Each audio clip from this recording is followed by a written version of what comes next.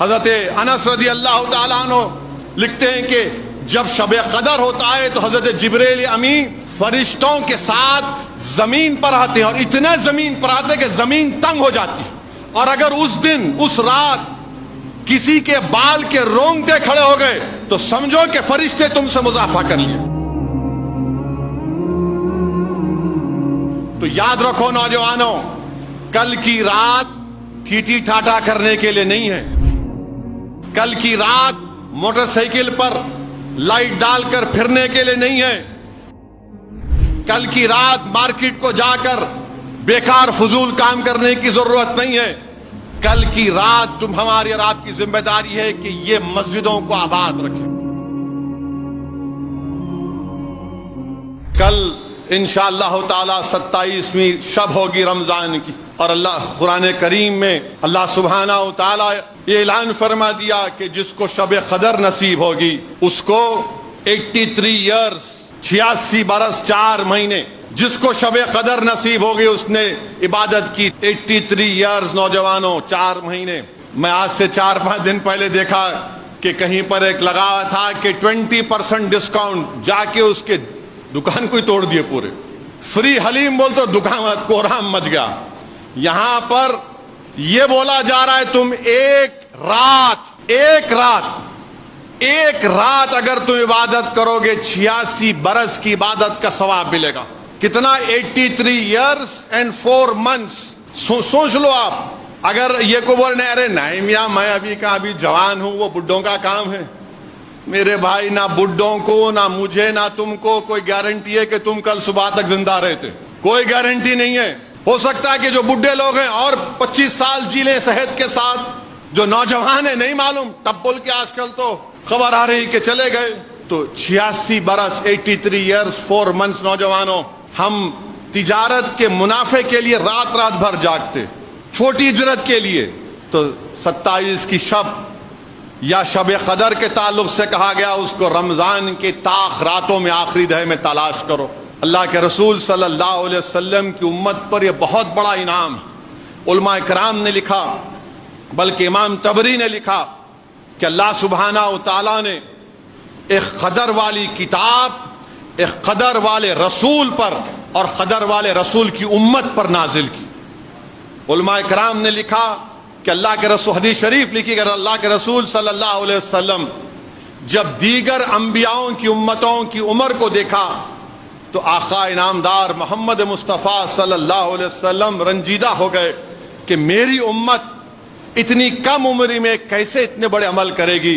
تو اللہ نے رسول اللہ صلی اللہ علیہ وسلم کے دل کو رنجیدہ پایا اور جبریل علیہ السلام کو بھیجا اور کہا کہ یہ شب قدر، اس میں ایک رات اگر آپ کا امتی عبادت کرے گا تو 83 ایئرز اور 4 منتھس کا اس کی عبادت کا ثواب ملے گا۔ اور حدیث شریف میں آیا، مجاہد سے روایت ہے کہ اللہ کے رسول صلی اللہ علیہ وسلم نے فرمایا کہ ایک شخص بنی اسرائیل میں تھا جو 1000 سال تک تلوار باندھ کے رکھا، اور رسول اللہ صلی اللہ علیہ وسلم حدیث شریف بیان کیے تو اللہ نے حضرت جبریل کو بھیجا اور کہا کہ میں آپ کو شب قدر دے رہا ہوں آپ کی امت کو۔ حدیث شریف میں آیا کہ اللہ کے رسول صلی اللہ علیہ وسلم فرما رہے تھے کہ بنی اسرائیل میں ایسے 4 لوگ تھے، یوشع بن نون، حضرت ایوب، حضرت ادریس، زکریا، اور ایک نام دیا رسول اللہ صلی اللہ علیہ وسلم نے کہ لوگ 80 سال تک اللہ کی عبادت کرے، اور پلک جھپکنے کے لیے بھی انہوں نے اللہ کی اطاعت سے منہ نہیں موڑا۔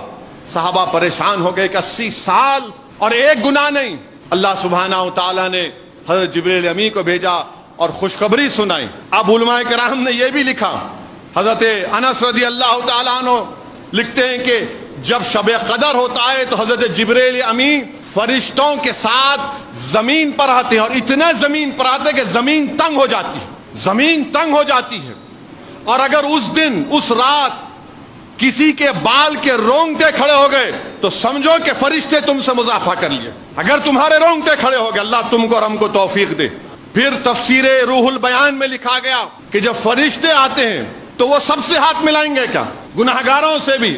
نیک بندے تو اللہ کے نیک بندے، اہل دل تو اہل دل ہے، خطوب اور اوتاد تو الگ معاملہ ہے ان کا، ولی اللہ ان کا الگ معاملہ ہے، ہم جیسے گناہگار کا کیا؟ تو تفسیر روح البیان میں لکھا گیا کہ جب فرشتے ہمارے اعمال ناموں کی کتاب کو دیکھتے ہیں، ہماری عبادتوں کو دیکھتے ہیں، جب گناہوں پر آتے تو اللہ پردہ ڈال دیتا، تو فرشتے پکار کر کہتے کہ سبحان ہے وہ ذات جس نے ہم اپنے بندوں کے گناہوں کو چھپا دیا۔ تو میرے عزیز دوستوں اور بزرگوں، شب قدر آنے والی ہے، تاخ راتوں میں تلاش کرنے کا حکم دیا گیا، اور اس کی علماء کرام نے بتایا، کیا بتایا کہ اس کو چھپا کر اس لیے رکھا گیا، اگر کسی کو بول دیا جاتا کہ فلاں رات کو ہے، اور اگر کوئی مسلمان اس دن گناہ کر دیتا تو اللہ کے عذاب کا مستحق ہو جاتا۔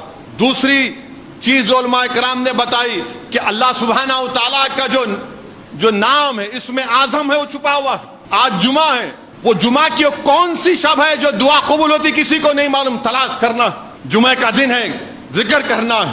اور تیسرا یہ بتایا گیا کہ بخاری کی حدیث ہے، اللہ کے ایک صحابی رسول سے روایت ہے کہ اللہ کے رسول صلی اللہ علیہ وسلم نے فرمایا کہ اللہ نے رسول اللہ صلی اللہ علیہ وسلم کو یہ فرمایا، بولا کہ آپ جا کر اس رات کا تعین بتا دو، اس دن اس رات ہے۔ جب رسول اللہ صلی اللہ علیہ وسلم اپنے گھر سے نکلے تو آپ نے دیکھا کہ دو مسلمان جھگڑا کر رہے تھے۔ اللہ نے کہا آپ کا اعلان نہیں ہوگا، یہ رات کب ہے نہیں بتایا جائے گا۔ تو یاد رکھو مسلمانوں، ہم آپسی جھگڑوں سے اللہ کی بہت سی نعمتوں سے محروم ہو رہے ہیں، اور حد تو یہ ہو گئی کہ اب گھر میں جھگڑے، بھائی میں جھگڑے، بہن میں جھگڑے، میاں بیوی میں جھگڑے، جائیداد کا، مانے سب سے گندی چیز جائیداد کا جھگڑا، مسجدوں میں جھگڑا، مسلک میں جھگڑا۔ اب تو رمضان کے مہینے میں کہیں بہادر پورہ میں پڑا کہ قتل بھی کر دیے۔ یاد رکھو، دنیا میں اگر ہم پستی میں ہیں تو ہم ایک دوسرے کا گرمان پکڑے ہیں اس کی وجہ سے، اور رسول اللہ صلی اللہ علیہ وسلم نے فرمایا کہ دنیا برائی کی جڑ ہے، اور یہی دنیا تم کو قتل کرواتی ہے، یہی دنیا تم کو در در کا بھکاری بناتی ہے، یہی دنیا تم کو ناکام کرتی ہے۔ اور اس دنیا سے نکلنا ہے، اس دنیا کی زنجیروں سے نکلنا ہے تو کیا کرنا پڑے گا؟ دنیا کی غلامی سے نکلنا ہے تو رسول اللہ صلی اللہ علیہ وسلم کی غلامی کو قبول کرنا پڑے گا۔ جو رسول اللہ صلی اللہ علیہ وسلم کے غلاموں کی غلامی کو قبول کر لے گا، اس سے یہ تمام چیزیں اس کو سمجھ میں آ جائے گی۔ تو اسی لیے، اور پھر جو لوگ کہتے ہیں کہ نہیں رسول اللہ صلی اللہ علیہ وسلم کو نہیں معلوم تھا شب قدر کب ہونے والی ہے، یہ درست نہیں ہے۔ شرح بخاری کے علامہ عین الدین لکھتے ہیں کہ اللہ کے رسول صلی اللہ علیہ وسلم کو معلوم تھا، اور اسی لیے ابو داؤد شریف کی حدیث ہے، حضرت عبداللہ انیس رضی اللہ تعالیٰ عنہ روایت کرتے ہیں کہ وہ مدینے میں دیہات میں رہتے تھے۔ وہ اللہ کے رسول صلی اللہ علیہ وسلم سے جا کر عرض کیا، رسول اللہ صلی اللہ علیہ وسلم، میں ویرانے میں رہتا ہوں، نماز 5 وقت کی پڑھ لیتا ہوں، رمضان ہے، مسجد نبوی کب آؤں میں؟ اللہ کے رسول صلی اللہ علیہ وسلم نے فرمایا کہ 27 کی شب کو تم مسجد نبوی میں آ جاؤ۔ حضرت عبداللہ انیس، ابو داؤد کی حدیث ہے، وہ 27 کی رات مانے 26 کے دن عصر کی نماز سے مسجد نبوی میں آ جاتے، اور فجر کی نماز یعنی 27 اور روزہ شروع ہو جاتا، وہ فجر کی نماز پڑھ کے اپنے گاؤں چلے جاتے ہیں مدینے سے باہر۔ اور وہ ان کے فرزند سے پوچھا گیا کیا معمول تھا؟ حضرت عبداللہ بن انیس کا تو بولتے ہیں کہ وہ ایسا کرتے تھے، اور اگر ضرورت نہیں ہوتی تو عصر سے لے کے فجر تک مسجد نبوی میں بیٹھتے، عبادت کرتے ہوئے بیٹھتے۔ تو یاد رکھو نوجوانوں، کل کی رات ٹھیٹھی ٹھاٹا کرنے کے لیے نہیں ہے، کل کی رات موٹر سائیکل پر لائٹ ڈال کر پھرنے کے لیے نہیں ہے، کل کی رات مارکیٹ کو جا کر بیکار فضول کام کرنے کی ضرورت نہیں ہے۔ کل کی رات ہماری اور آپ کی ذمہ داری ہے کہ یہ مسجدوں کو آباد رکھیں۔ اللہ کی رحمت جوش میں رہتی، یاد رکھو 83 ایئرز 4 مہینے کی عبادت کا ثواب آپ کو ملے گا، ہم کو ملے گا، اگر ہم پورے اخلاص کے ساتھ آ کر اللہ سے رجوع کرتے ہیں۔